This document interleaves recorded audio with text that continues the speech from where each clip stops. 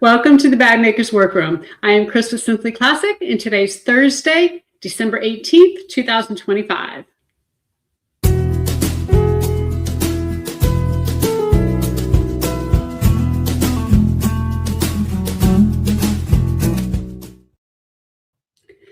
Good evening, everyone, and thank you so much for joining us this evening. We go live every Thursday at 7 p.m. Eastern Time. If you can't join live, watch the recording on YouTube at any time. Make sure you subscribe and click the bell icon to be notified when I post a new video or when we go live. So I want to say hi to Sandra tonight. She says, good evening from Northeast Texas. I won't get to watch long. Christmas dinner with friends. I hope you have a wonderful time, and thanks for tuning in for a little while. Lisa says, cocktails with hubby, feed him dinner, clean up the dishes. Now it's me time. I love it. And Diane says, hello, everyone from sunny Arizona. Well, our theme today is exotic leather, and here's what we have planned. So we're going to start by going over what's new in the Simply Classic Scoop. Then I'll show you our pattern of the week, which is the Compton, and some perfect pairings. We'll learn about exotic leather and look at some examples. We're going to feature our customers' bags in Artistry Avenue. And finally, we'll do some pattern giveaways at the end and a Q&A. So before we get started, please take a second to click the thumbs up button below. It really does help and make a difference, and I do appreciate it. So we're going to start out with the Simply Classic Scoop. And this is where I tell you what's new here at Simply Classic and what's going on behind the scenes. So the first thing I want to mention real quick is, we do have a lot of workshops that we're planning for 2026. And the one coming the soonest is the one in February at Pins and Needles in Cleveland, Ohio area. So make sure you check out the details on their website. We do have that one linked below. We'll be teaching the Fairhaven and the Simply Classic Hutch. In July 10th, 11th, we'll be doing the Julie and the Sorella in Broussard, Louisiana. Just kind of we're trying to plan one in Colorado, maybe also in July, later in July. And then we're also looking at maybe one in Idaho. So we're really trying to get out there and meet all of you and get in these shops and get to making some bags. So the Nina class is our newest leather class coming up in January, and the first session has already sold out. So first of all, thank you so much. We really do appreciate it. And I'm excited that you're as excited as me about the bag. We're going to do another session in the spring, so don't worry. We're going to probably be looking at the dates in the next few days, maybe even next week. We're probably thinking we'll give another one sometime in March. And if that's the case, we'll probably have it open to sign up for in January.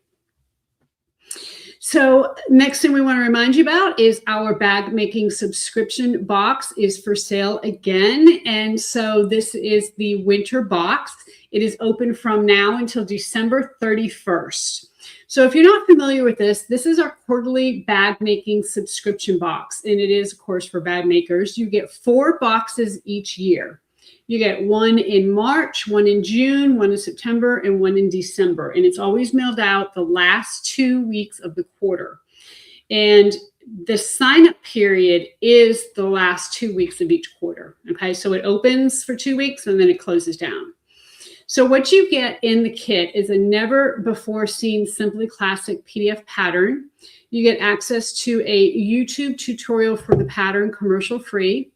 You also get the faux leather lining and hardware to make the bag, and then, of course, other goodies for your workroom. So basically what happens is each pattern is part of the subscription box. 30 days after the last day of the subscription box period, it is released to the public. So it kind of gives you a little head start on the pattern, a little kind of sneak peek and the ability to make the bag. And basically you have what you need to do it because we send it to you. So if you are interested in a bag making subscription box, make sure that you go on our website and subscribe before December 31st. We do have 2 options to pay. You can either make 1 yearly payment and pay shipping one time on the first box, which is only open to U.S. residents, or you can pay quarterly. And if you pay quarterly, then you will, of course, pay shipping each time. So it definitely helps you to go ahead and pay yearly because you save on shipping.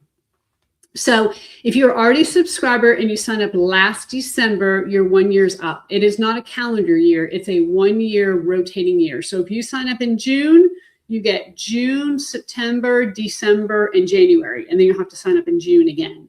Okay. So it is a 4-month or 4 subscription, 4 boxes period. Not a calendar year. So don't think, if you're a subscription box member now, doesn't mean your subscription is ending right now. It couldn't end in June. If you're not sure, go back and take a look at your account. And I know a lot of you have. Make sure that if you pay yearly, okay, so if you pay yearly, meaning you paid one time, each time you get a box, you're not paying again, you're going to see a one-time purchase on your account. Okay, of the 320 plus whatever your shipping was. That's how you know you have the box. If you're a quarterly payer, then essentially you'll see it under your subscription part of your website. Now, just a little, our website is limiting us in a lot of ways. And we are actually in the process of working on getting on Shopify, which is going to be much better for us, much better for you. We're looking at going live with that the end of January. So all of this will hopefully be much better. Hopefully you won't have to worry about your patterns, downloads, timing out after 30 days. You'll have an actual spot on our website that you can log in and get your patterns at any time. And so we are, like I said, working on that, and we'll have more information on that soon. So Carol Penna says, I can't wait to get my first box. Oh, it's your first box. Ooh, it's a good one too. You got some neat stuff in there. Different stuff than we've ever sent before, I can promise you. So we're moving on. We're going to pick our giveaway winner from last week's episode. So as a reminder, we give away a PDF pattern to one person watching live and one person who watches the replay. So in this stocking here, let me see if I can get this down. We have all of the names. You see, we're all decorated for the holidays. We're going to go to the overhead, and I'm going to pull out, we got a lot of names in here. All right, let me pull out one. Here we go. So let's see who we have. So Soul Sista says, Angie, and my favorite holiday is Thanksgiving. So congratulations. So make sure you email share@simplyclassic.net in the next 30 days. Let them know the episode that you won and the pattern. And of course, you won the Compton. You won the Boosta. And I'm sorry, you want any pattern you want, okay? I'm all confused. You can pick a pattern, any pattern you want. How about that? It's even better. So just email us within the next 30 days, share@simplyclassic.net. So of course, we have more giveaways at the end. So make sure you stay tuned, and we will go ahead and pick another winner live and also let you know what the keyword is so you can go ahead and enter the replay. So my final update is, of course, next Thursday is Christmas, so we will not have a live stream. We're also not going to do a pre-recorded episode. We're just going to take some time off and enjoy the holiday with our families, and I hope that you do the same. We'll be back the following Thursday, which is going to be January 1st. So we will be here on January 1st, 2026. So this is our official last episode of 2025. That is crazy to think it went by so fast. But ready to ring in the new year. We'll be ringing it in with you. So now it's time to talk about our new pattern of the week, which is the Compton. And this is on sale for $12.49 this week for the PDF version only. The Compton is a bigger bag, and you can see we've got one here and we've got one up there at the very top. That's a discontinued faux. We don't have any more, but we do have the bag still. And then this one is actually out of leather. And what really makes it unique is its interior. So we're going to take a look at the interior, and I'm going to show you in the overhead all about the Compton. So first of all, for being a big bag, it's really slim. I mean, you can see this is only, I think I have my measurements here. It's 2.5 inches thick or wide here, about 3 inches wide here. So it's really a slim bag. But when you open it up, you have all kinds of compartments in here. Okay, look at this. You've got a compartment on the side. You have another compartment over here on this side. And then you have a great zipper compartment. where you have even more space here. You've got slip pockets on the inside. You have also a zipper pocket on this side. And then in these areas, you also have pockets. Now, pockets are not put on the actual front and or back of the bag. They're only put on the inside. And it's because I have a little concern that if there was a pocket here, that it was going to distort the look of the bag on the outside. Okay, this is a sunglasses pocket here, nice big pleated pocket. And then on the other side here, we have another slip pocket. Now, this is really customizable because you can basically make as many or as few or whatever type of pocket you want, and make it as customizable. I mean, make it for you. Now, it is a more advanced pattern, okay? But don't let that scare you. If you want a challenge, it's a fun way to do it, okay? You can definitely learn some new things, and it's really, it's a fun bag to make. It's not necessarily a quick bag to make, but it is a fun bag, and like I said, you'll learn some new things. So $12.49 again this week. The discount will end on Wednesday, December 31st. So now it's time for perfect pairings, and this is where we match some of our leather and faux leather with lining, thread, and hardware. And of course, feel free to reach out via email. We're always happy to help, which you have done. All of you have, we see a lot of those emails. So we appreciate you reaching out. We're happy to help. We love going out to the warehouse and getting everything out and seeing what matches. So the first thing we want to show you is our gray abstract geometric, okay? So that's this pattern here. Now this is being discontinued, okay? This color is on clearance. So we'll have it while supplies last, and then it'll be gone. And we're featuring this for a reason, and you'll see later on in the episode, we're going to talk about this a little bit more. We feature it with our textured black, and then dark gray chambray lining, along with black thread and gunmetal hardware, okay? Now, of course, the thread comes in text 45 or text 70. So, you know, whatever kind of machine you have, you can certainly use that. This is a really good weight. These here are really good weight for the Compton because they're both pretty thin. And the Compton, you really do need a thinner fabric, okay?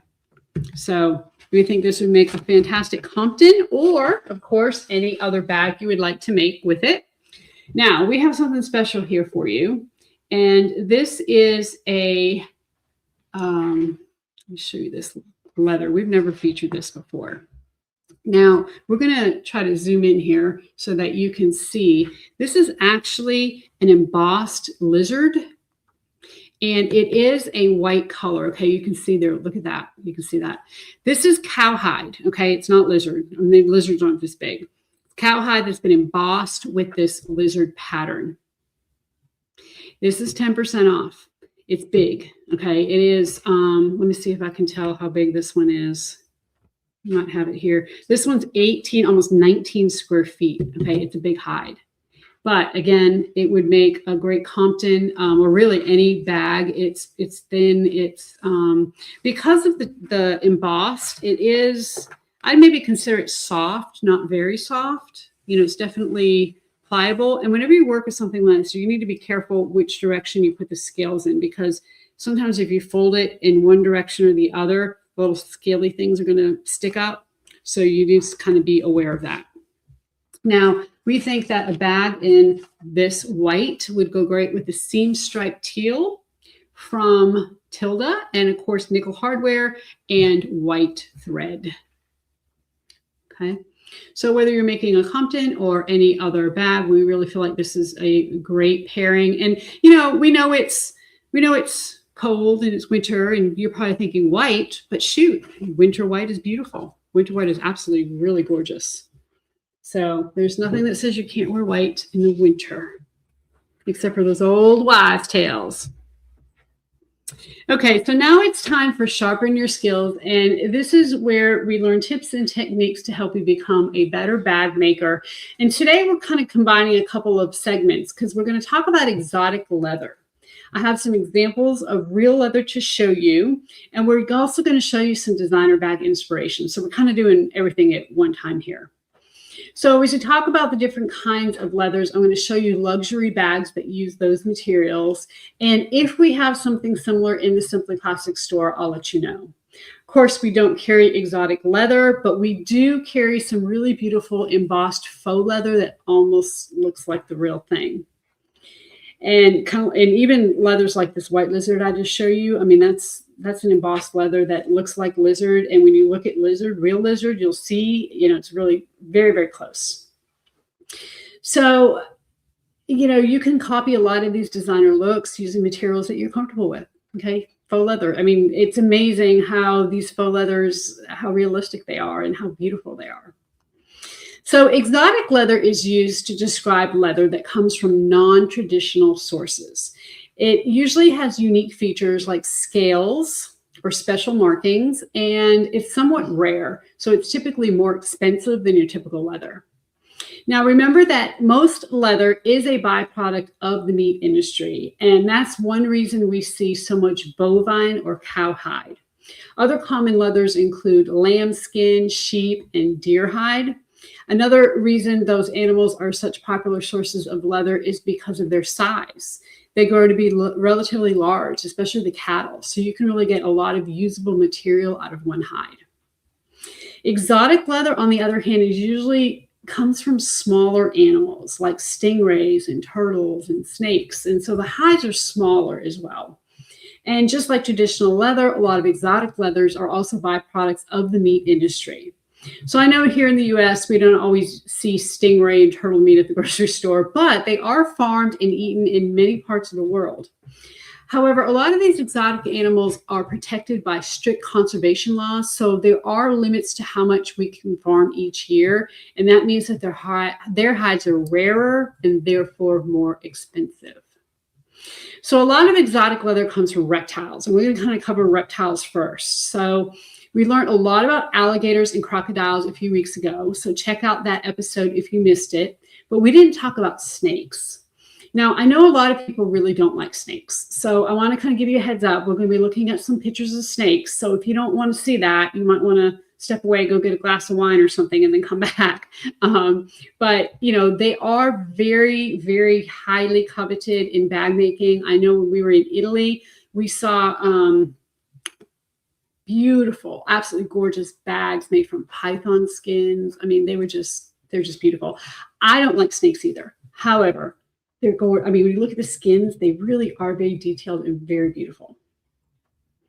So Fran Ward said, I bought some beautiful fish leather in Iceland and made a gorgeous wallet. I would love to see that. I bet you that is absolutely beautiful. And that's the thing, a lot of times when you travel, if you do travel overseas, you can find things that, other places that you really can't find here. That's really great. Okay, so again, moving on to snakes. So snake scales are made of keratin, just like our fingernails and our hair. Snake scales come in two varieties, keeled or smooth. Keeled scales have a ridge down the middle, and smooth scales don't have that ridge. So you can kind of see an example here. And see how the scales on the left have a line down the center? It's the result is that keeled scales, like the ones on the left, are rougher. They look rougher and a lot more matte, while the smooth scales on the right look a lot more glossy and slick. So both types can be used to make leather bags, as we see here. Smooth is the more popular choice because it's considered to be more refined and more elegant. But keeled scales can still give us a very sophisticated result like we see on the brown bag by Gabriella Hearst. So some of the more popular snakeskin leather comes from pythons. Their hides are usually 5 to 10 feet long, depending on the species.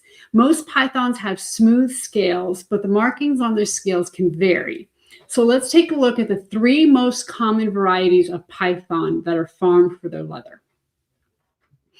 So first we have the reticuled python, which is also called the diamondback python, because of its diamond-shaped markings, okay, on the back. So on the right, we included some photos of what the finished leather can look like after it's been processed, dyed, and coated. So here are some examples of diamond python skin. Real python on the left, okay? You see that bag there by John Allen Woodward. And then we would recommend like the brown and cream faux snake is kind of like a python if you want to look at faux leather. And that looks like the Michael Kors bag there on the right. And that snake's, that skin, or not skin, that the faux leather is actually being discontinued. So it's on clearance while supplies last. So if you're interested in that, go ahead and grab it. These really make gorgeous bags. I mean, I really, you know, there's a big difference here between these two bags that we're looking at. The one on the right obviously has a very small repeat pattern, but the one on the left, that larger one, I mean, they're just both really beautiful. All right, this is the Burmese python, which has a less uniform pattern. It's covered in random arrangement of different shapes, and it's not symmetrical. And then finally, we have the Sumatran python, and it is also called the short tail python. It's usually about half the size of its cousins, about 5 feet long, and it's typically beige or brown with rust-colored blotches along its back. But most people actually prefer the this particular snake for the back cut, which, as a reminder, when they cut down the back of the animal and leave the belly skin intact. Okay, so a back cut, they cut the back and you use the belly. A belly cut, they cut the belly and they use the back. It's kind of opposite. And the reason why is because it has a wider belly scale than most other snakes that is featured a lot. You know, a lot of people really like that. You can see on the right hand side of the screen here, there's a long row of scales down the middle of each hide. Okay, so see down the center, you have that almost wider scale, I guess we could say, and then you have the smaller scales on each side. So another popular snake to use for leather is the anaconda. And we know those snakes can get pretty big, at least from what I've seen on some of those videos you see online, they can get really big. Most anacondas are green with black spots, and like pythons, they also have smooth scales. And you can see the patterns, which it's more of a dot than a diamond for sure. And then finally, we have a water snake. And these snakes live near fresh water in North America. Unlike other snakes we talked about today, water snakes have keeled scales. So that gives them a bumpier and more matte appearance. Water snakes vary a lot in their appearance, but a lot of them will have a striped neck and blotches on the rest of the body. The blotches might resemble a checkerboard or chain link pattern like this snake here. So Gucci uses a lot of water snake, and we have some beautiful faux leather that has a water snake effect like that gray I just showed you. So I showed you that for a reason.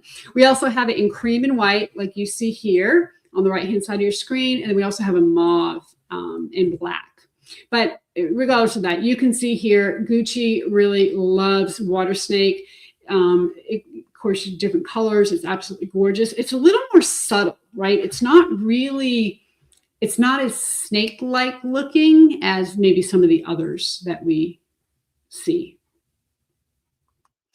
And of course, snakes can be many feet long, but their hides are very thin, usually somewhere around 15 inches wide.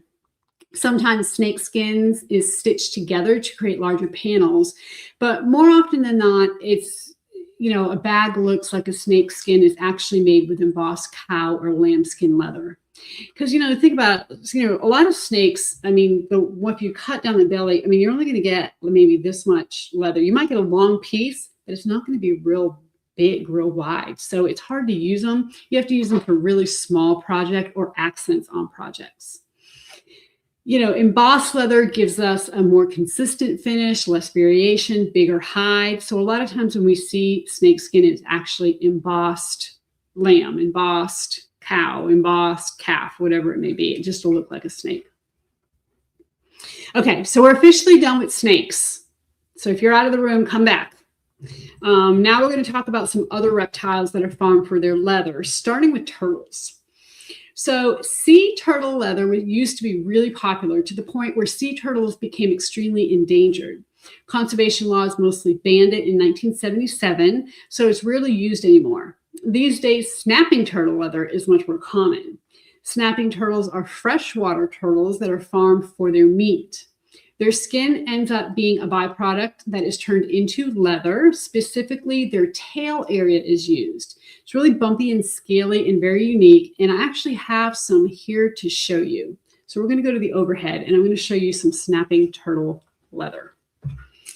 So this is, it almost looks like a bat, right? It's really interesting. But basically what they do is they use this part of the hide, which is the tail. Okay. And they really don't use this. This was the legs. This is the tail.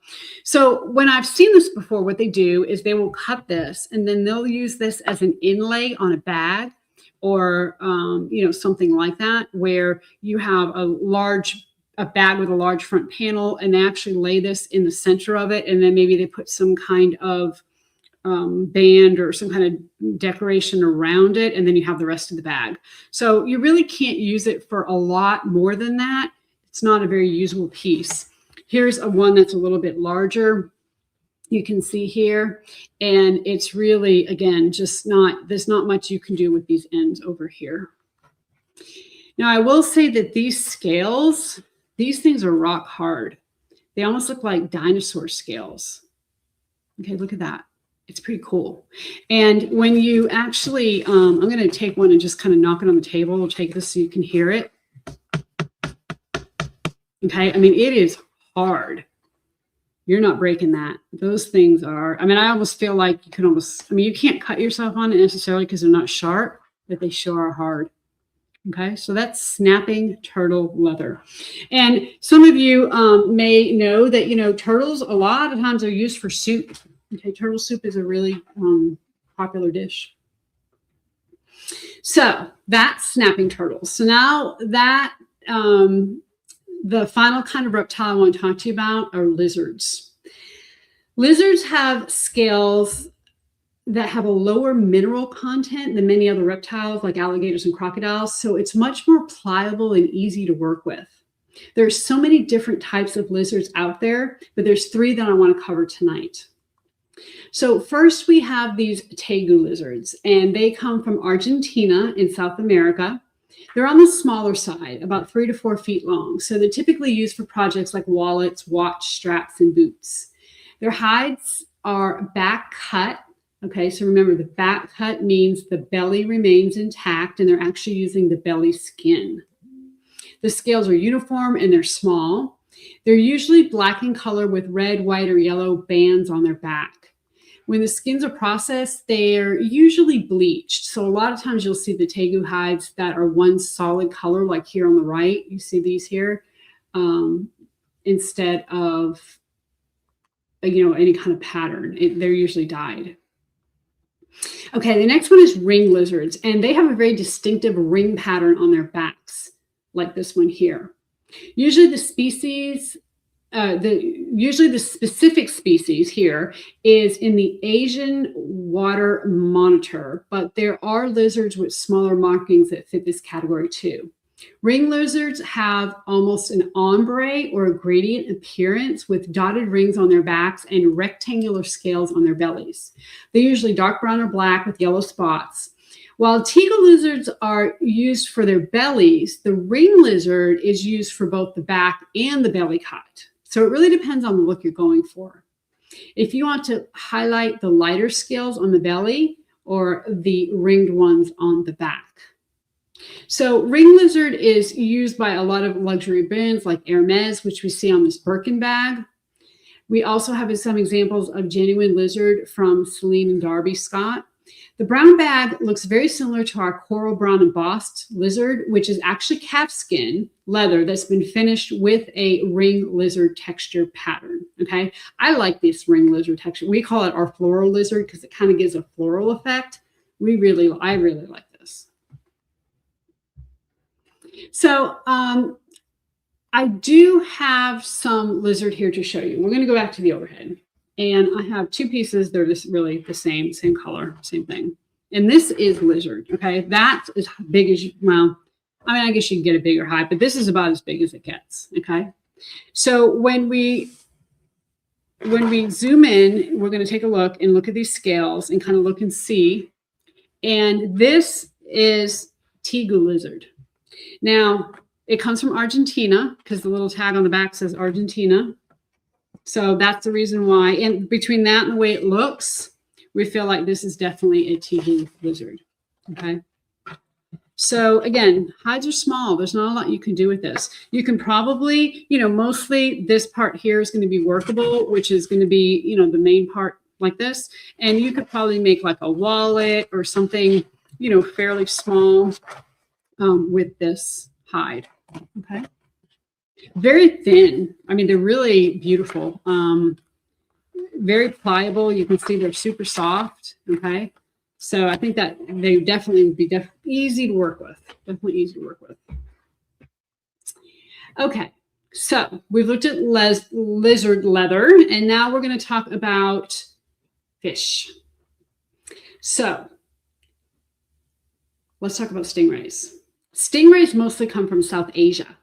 They're farmed for meat from the wings, and the skin from the body is really the byproduct. The skin is extremely tough and durable, yet surprisingly flexible. And what stands out the most is the unique caviar texture. Stingray is covered by tiny pearls or beads made of dentin and enamel, similar to our teeth. On the living animal, it serves as an armor for the stingray. It was also traditionally used to make samurai armor in Japan. So stingray leather has a very long history.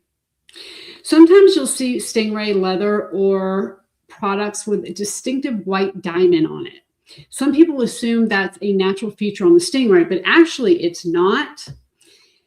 It's painted on by the manufacturer or the leather worker, and it's a way to highlight the center area. Stingrays have a spiny area in the middle of their back, and it does leave a little mark like you see here on the left. However, the white diamond shape is painted over it to kind of emphasize it. So there's two ways to finish stingray leather. It can be sanded or unsanded. Sanding the leather doesn't make it much thinner, but it does even out the caviar texture. It makes it more consistent and a bit more flexible. But even when it's sanded, it's difficult to work with because it's so tough. It can really damage tools and needles, so you really need to be careful. I have not worked with stingray leather myself, but I do have some examples to show you. So we're going to go to the overhead. And I have 3 different stingray hides here. So these two are kind of plain. We're going to maybe let me go ahead and put it this way. I don't know if we can zoom out just a tad, but this is a stingray hide. Now that spiny area I was just talking about, you can see it's right here. Okay. It's just right there in the center. Now this is pretty pliable, but it is thick, and to the point where when you stitch with this, you almost need to pre-drill holes. Okay. And then stitch. This is not something you can stitch with on a machine. You would have to hand stitch this leather, and you have to really be careful with it. And this is another one in a gray color, kind of a grayish brown. Again, you can see that spiny area right there. You can kind of see the extra, and you can see the kind of pebble texture on it too. This one kind of feels like it's been sanded. Let's see. I think this one's probably been sanded too. And then I have another one to show you. And this one's a little thinner, and it's just, again, the way it was finished. This is kind of a wild one, but this is an example of how you would see that white diamond painted on the back. So that little spiny area is right there on the back. But again, this one feels a little thinner. I still feel like these, you can hear how it's kind of a textured. It's really kind of cool, but you're not going to be able to get much out of this. Again, it's going to be, a wallet. You probably cut it off and make it. It'd be a cool wallet, or something very small. You're not going to be able to do a whole heck of a lot more with that. But isn't that pretty? I mean, that would really be gorgeous. Okay. So next we have shark leather. And again, it's a byproduct of the meat industry. Sharks are covered in what's called dermal denticles, which are small, scaly prongs that give the skin a rough surface. On the finished leather, it's usually sanded down, but it can be left intact. The result is that shark skin leather has a very unique texture. It's rippled and wrinkled with natural occurring ridges, and the texture varies a lot from animal to animal, similar to our human fingerprint. Okay, it's that unique. Shark hunting is very highly regulated, so shark leather is limited supply, and of course, it's quite expensive.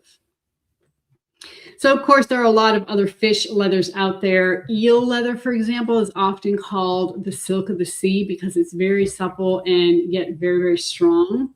And as we've talked about before, there are others like salmon and tilapia and perch. They're often made into leather as well. But the final exotic leather I want to talk about today is not reptile or fish, it's bird. So let's talk about ostrich leather. Ostrich is the most widely available type of exotic leather. Of course, ostriches are large flightless birds that are native to Africa. They're farmed for their meat, feathers, and eggs, with most ostrich byproducts coming from South Africa. Ostrich farming became commercialized in 1850, with their feathers being very fashionable at the time. Over the years, their leathers became more popular, and by World War I, ostrich leather was widely used to make military uniforms. In the 1970s, ostrich cowboy boots became very popular. So ostrich hides are prized for their strength and durability due to their high protein content, yet they're still quite soft and somewhat stretchy. They have a distinctive bumpy texture from the bird's quill follicles. Often these holes are just called quills in the leather world. The quills are where the feathers were plucked from the body, and they're not totally uniform all over the bird. In some areas, like the back and the neck, they're much more dense, like the one you see here on the left, and those areas are turned into what's called full quill leather, which is more expensive than other parts of the bird, like the partial quill leather. So the half quill or partial quill is less expensive because it has fewer quills and it comes from the belly area of the bird. So you can see the difference between those two cuts here. Ostriches are very big, so their hides are usually around 15 square feet. Processing their skin is more costly and time intensive than most other types of leather, so it tends to be quite expensive for a full hide. It can be upwards of $500 for the hide. These are some ostrich bags. They're very bold and very classic. We have a ton of faux ostrich on our website, but we also have some really gorgeous embossed ostrich. It's very thin lambskin, and of course it's embossed with the ostrich quills, and it's just 0.6 millimeters thick, so it's actually domestic machine friendly. Now, one thing that's not included in a typical ostrich hide is the leg leather. That said, ostrich leg is particular in its own right and sold separately from the as a standalone product. It's usually firmer in texture than most of the rest of the skin, and it has a wrinkled, almost scaled appearance, similar to reptile leather. Leg cuts tend to be around 6 by 15 inches, so they're usually used to make wallets, keychains, and accents on bags. Now, I have some ostrich leg leather that I want to show you now. So we're going to go to the overhead. And you're going to see they're not real big. Okay. So here is one example. And you can see, obviously, this is the leg of the bird. I mean, the whole thing is, but this is like the part that you would typically think of as an ostrich leg, this kind of center point. Okay, we have another one here. I love these. I kind of went a little crazy when I saw them. I really like the texture of them. And you can see it's kind of almost kind of resembles a snake, but it's not. It's ostrich. Okay. And I really like the way this one has got a matte finish on it. And again, it's just the way it was finished, where this one's a little shinier. Okay. We have a yellow one. And then we have this really pretty magenta one. So as you see, they're all about the same length, all about the same size. There's not a ton you can do with this. You can maybe make some small wallets. But, you know, as I fold this, you can kind of see here how you have to be careful with how you work with it, because you can see how it's starting to bend there. That's just the natural skin. And so you would probably want to lay this center part flat and, you know, fold the edges in. Somehow you just want to keep this nice and flat because they're all that way. You can even see as I pull this up, let's see if I can show that to you. See how the bottom is coming up, it's coming away. It's like almost scaly. Okay. It's really kind of cool. All right.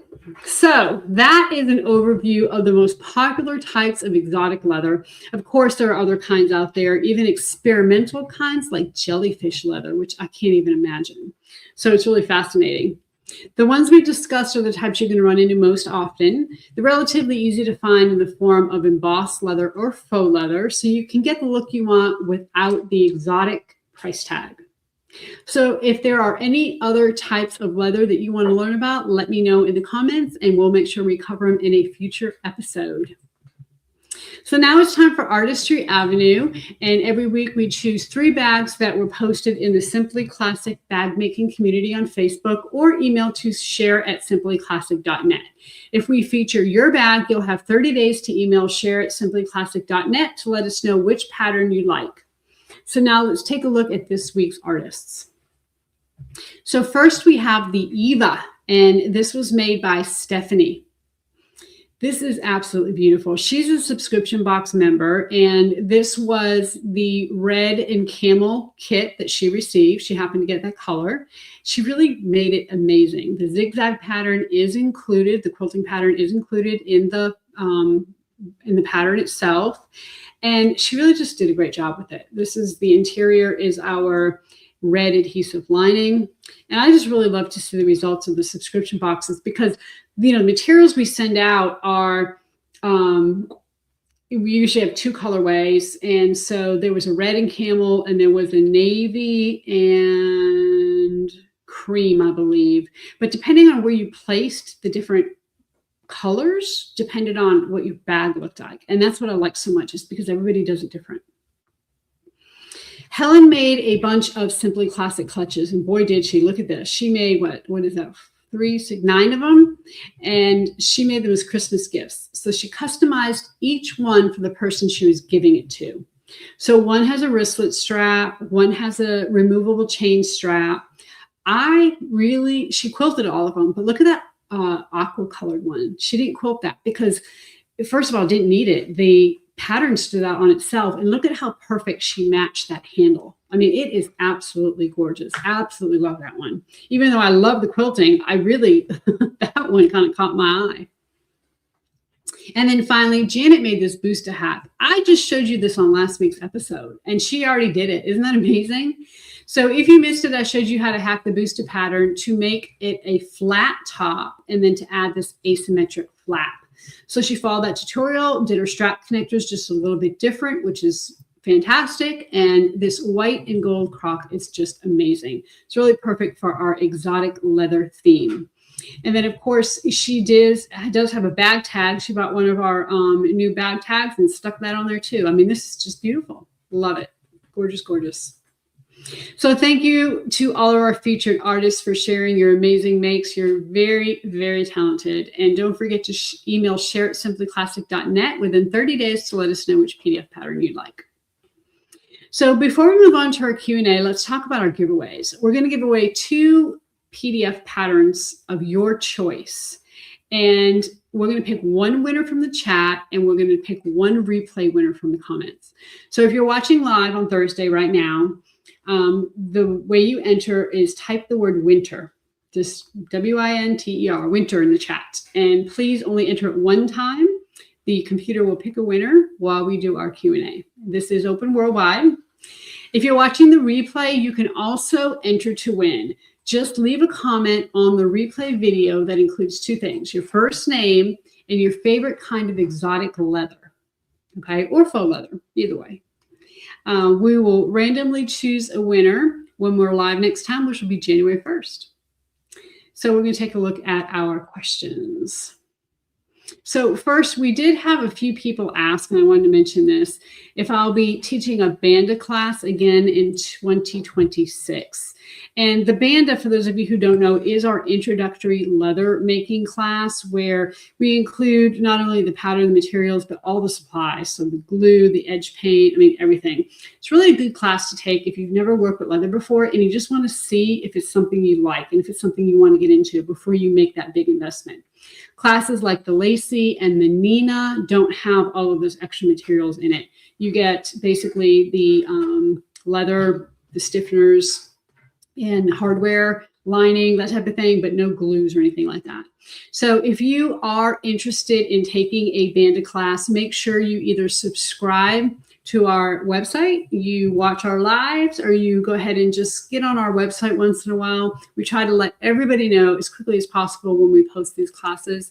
And then of course, as demand continues, we're going to keep giving them. We don't want anybody to miss out.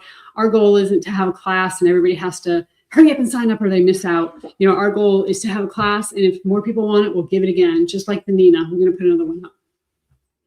Okay, so Chris asks, are you going to come to California at all? So yes, I'm actually going to be at the Sack Bag and Sew in Sacramento, California. This year it's in August. So last year was in September, and it was an amazing show. Amazing. We had a fantastic time.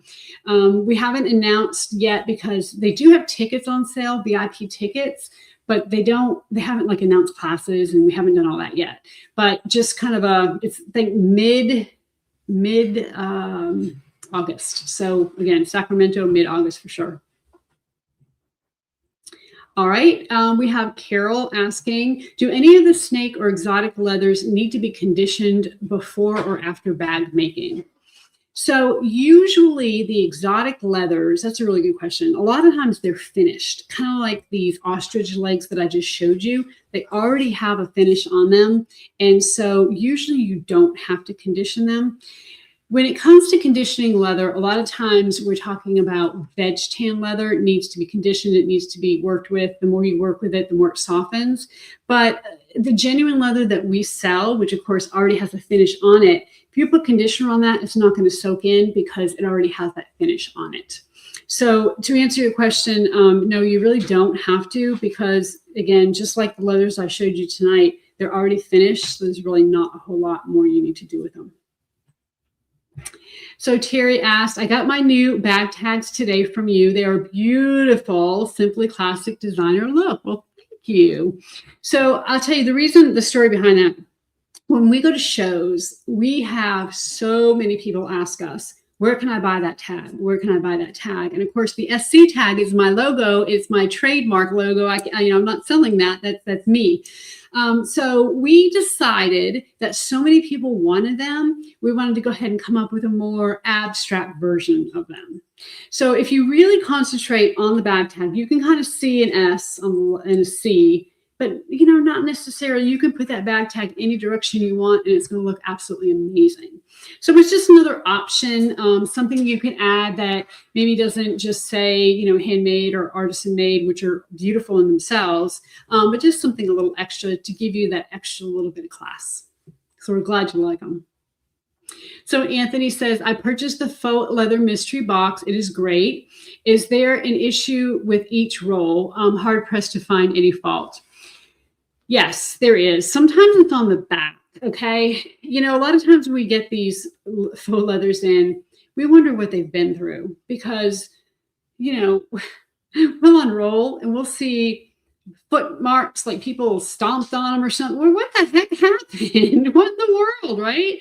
It's just amazing. So anyway, if it's really bad on the back, we don't sell it as a good roll at full price. We'll just go ahead and sell it as a damaged. And, we try to be, if it's got a little something, we don't worry too much, but sometimes they're kind of bad. So anyway, it might be that, or maybe there's like a little hole or a little scratch or wrinkles we felt like wouldn't come out.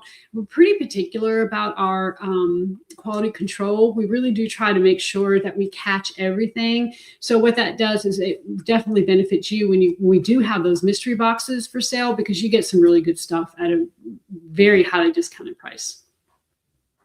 Okay, we are ready for our winner. And our winner tonight is at EJB3488.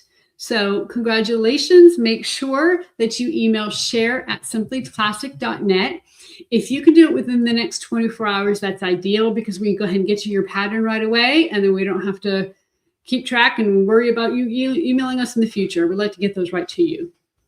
So thank you for joining me for the Bag Makers Workroom. Again, we won't be here next Thursday because it is Christmas, but we will see you Thursday, January 1st for a very special New Year's Day live stream. We're going to talk about setting realistic goals for the new sewing year, along with some other fun topics. So don't forget to submit your Simply Classic makes by posting them in the Facebook group or emailing share@simplyclassic.net.